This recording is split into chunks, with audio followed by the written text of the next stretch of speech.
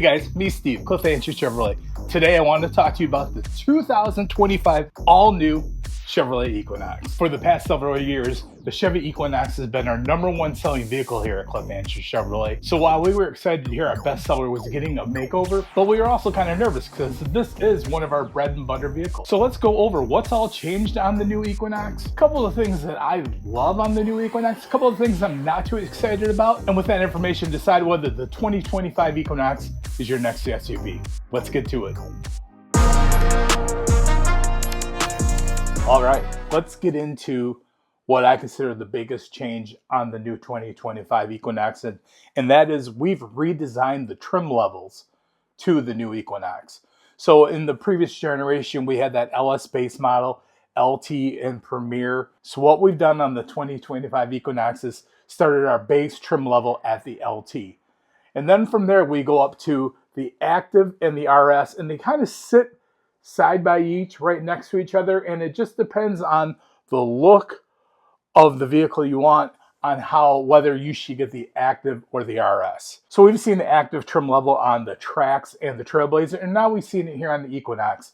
And the RS has been around on the Blazer, the Trax, and also the Trailblazer. Those trim levels are nothing new, and they kind of follow the same suit on the 25 Equinox. Active is going to get you more of an outdoorsy, rugged-looking vehicle.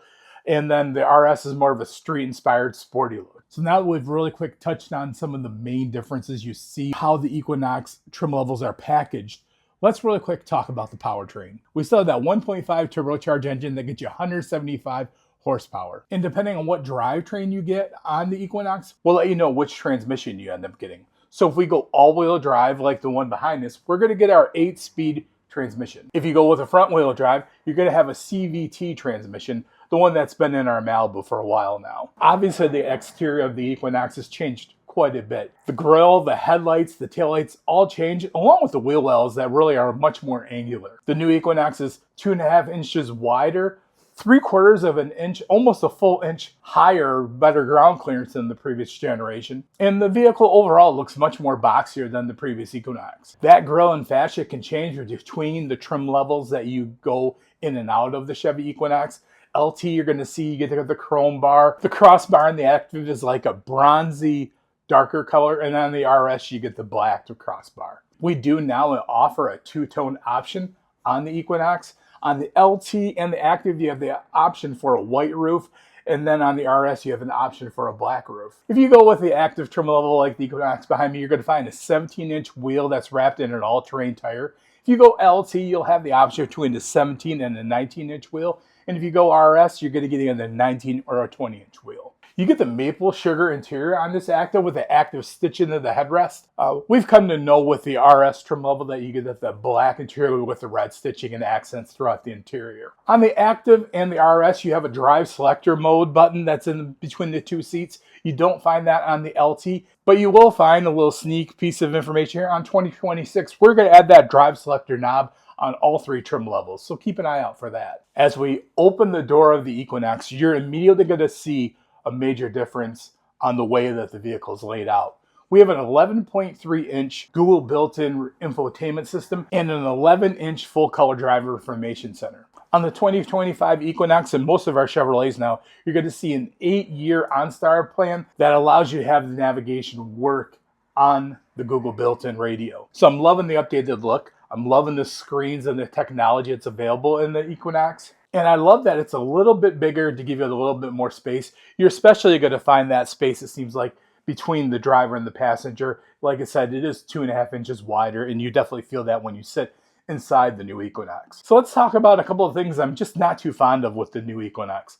One, when you go with an LT as the base model, the past generations, that power liftgate, heated seats, remote start, power driver seat, has been standard pretty much on all the LTs. So if you're okay with losing the power liftgate and the power seat, you still can have a pretty good value on the Equinox. But I just don't really like the way they've packaged the Equinox. We have programmed our customers for so long now to expect certain features at a trim level. We've just had to spend some extra time making sure we educate our customers on what they're getting at certain trim levels. The only other thing that I wish they would have done with this new Equinox is give the 2.0 turbo engine option, even if you only made it available at the RS or active trim level. Ever since they did away with the 3.6 liter V6 on the Equinox, for a couple of years they offered us a 2.0, which was really nice, but they've done away with that, and now we only have the one engine powertrain option on the Equinox for a while now. I'm guessing GM's logic is if you really want the bigger engine, you can go all the way up to the Blazer,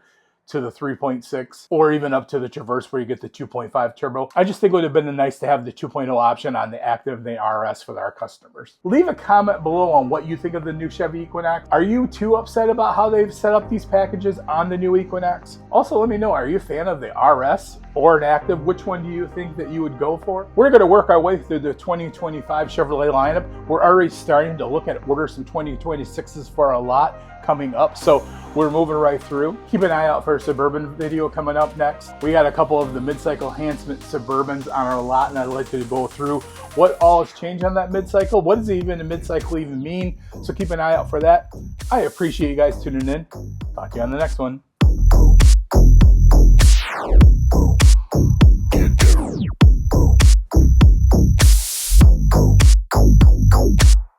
Go.